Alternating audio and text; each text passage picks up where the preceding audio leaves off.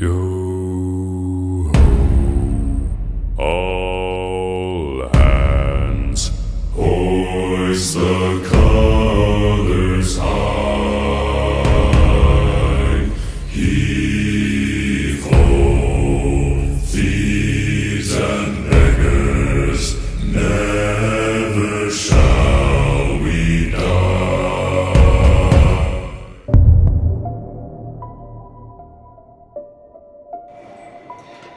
E aí pessoal do Universo Antares, bem-vindos de volta a mais um vídeo aqui no canal e bem-vindos de volta à nossa playlist onde eu analiso todas as histórias que o H.P. Lovecraft escreveu. Bom, no vídeo de hoje nós vamos analisar um conto interessantíssimo, como sempre, com o título de The Hound, ou seja, o cão, o cramunhão. Esse conto foi escrito em 1922 e publicado em fevereiro de 1924, na edição de fevereiro de 1924 da Weird Tales, beleza? Eu li nessa edição aqui, eu tô sempre lendo nessa edição aqui da Delphi Classics, tá? Então, que vocês conseguem achar facilmente na internet também. Mas vamos lá, qual que é a história do conto? Esse conto é muito interessante porque ele é dividido em duas partes. A primeira parte a gente tem uma introdução aos personagens.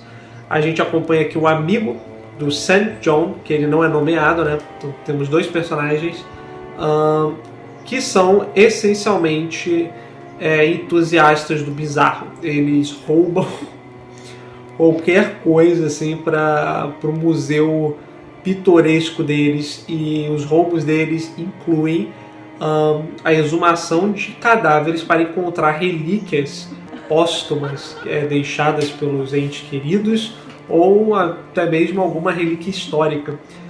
Tudo isso muda quando eles estão num processo ali de exumar um corpo, e aí eles veem uma figura histórica e eles desenterram, e no esqueleto existe uma lenda, né, de que um homem tinha sido morto por uma criatura terrível, um cão infernal.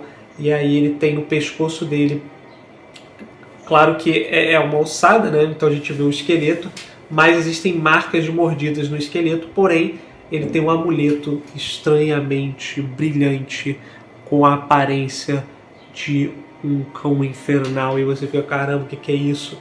E aí o St. John pega aquilo, e assim que eles pegam, eles começam a ter a impressão de que eles estão ouvindo latidos ao longe. Eles desenterram, vão para casa, e aí é que a merda começa a acontecer, porque o segundo capítulo mostra as consequências disso. O amigo dele, o St. John, começa a ouvir de fato com cada vez mais frequência, os dois começam a ouvir com cada vez mais frequência esses latidos, ao ponto de que a casa em que eles ficam, do nada, assim, eles estão andando lá e de repente parece que o brilho da janela da lua, né, na janela é interrompido, é eclipsado por umas sombras muito estranhas, e tudo muda quando o personagem principal é acordado no meio da noite, como se tivesse alguém arrastando, sabe, as unhas assim, ou as garras no quarto dele, assim, na porta do quarto dele. Ele fica boladão, abre a porta para o corredor, mas não tem ninguém lá. Ele vai acordar o amigo dele, e o amigo dele fica boladão também, e juntos eles ficam em direção, basicamente eles ficam nessa como posso dizer, nesse suspense, sabe? E aí, num determinado dia, eles estão lá no museu deles, que é escondido, obviamente, porque é cheio de coisas roubadas, quando eles ouvem a mesma coisa, e aí eles vão pra saída, dão um supetão assim no compartimento secreto lá, e eles não encontram ninguém. Beleza, eles continuam com a vida. Certa feita, o amigo dele, o St. John, está voltando da estação de trem, quando ele é completamente trucidado por uma criatura. O amigo dele vai em direção a ele para acudi-lo, porém ele só consegue ouvir como as últimas palavras: aquele maldito ídolo pingente. E aí o amigo dele fica boladão, porque ele acredita que ao longe ele viu uma sombra de uma criatura voar no céu.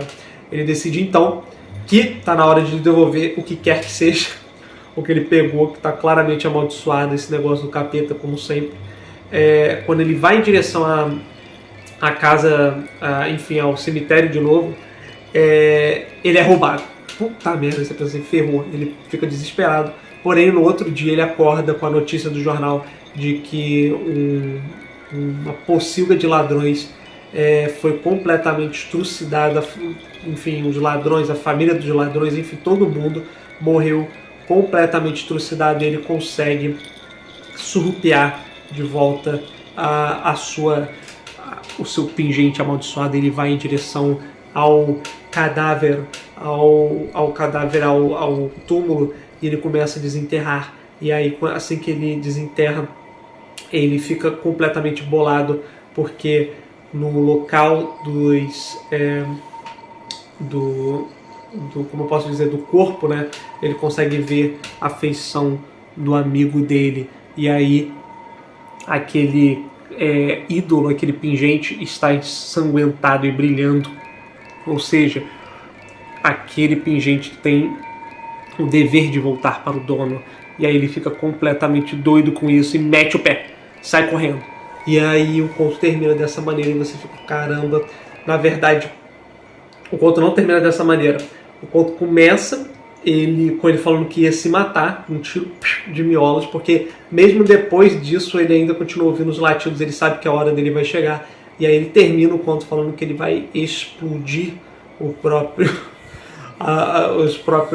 cérebro para não ter esse fim mais trágico, mais horroroso. E o conto termina aí, e eu acho ele muito interessante, porque ele é aquele conto mais grotesco, mais visceral, muito interessante também do autor. Mas aí, o que vocês acharam? Gostaram? Então eu vejo vocês no próximo vídeo com mais uma história de terror do Lovecraft. Até mais!